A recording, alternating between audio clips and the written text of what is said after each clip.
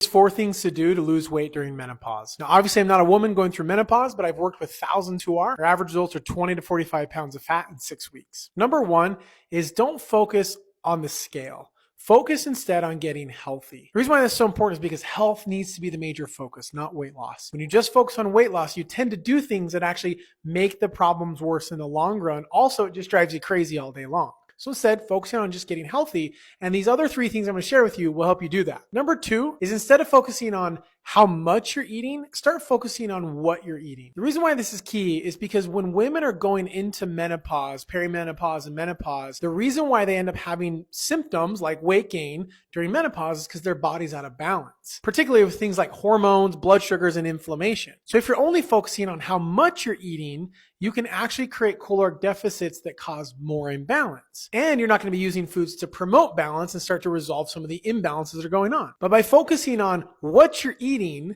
to help reduce inflammation, balance blood sugars, help your just body function better, you're going to have an easier time losing weight and maintaining it. So what are these foods? Things like proteins. You're going to need adequate protein for overall health. Things like vegetables. Vegetables are going to be key. It doesn't matter what kind, just eat them. Fruits are awesome. Don't be scared of carbohydrates. They're really good for you. And then lots of good, healthy fats. I'm not talking about processed, refined fats. Those are not the right kinds. Fat is good for you though, and you need it. And by getting away from the focus of calorie deficits and calories, 1, you'll be less stressed about it, but 2, you'll start fueling your body and creating balance and reducing inflammation, things that are actually driving your symptoms of weight gain. It'll be easier to lose weight. Number 3 is don't stress about exercise for weight loss. I know this sounds crazy, but none of my clients exercise, and the average is 20 to 45 pounds of fat loss in 6 weeks. Now, they're also not drinking shakes, taking weight loss pills, counting calories, starving themselves, or anything else. They're just eating real food. So exercise is not the key for weight loss. Why? Because it's going to stress your body out more. So instead, do things that are restorative, low impact. Walking is fantastic.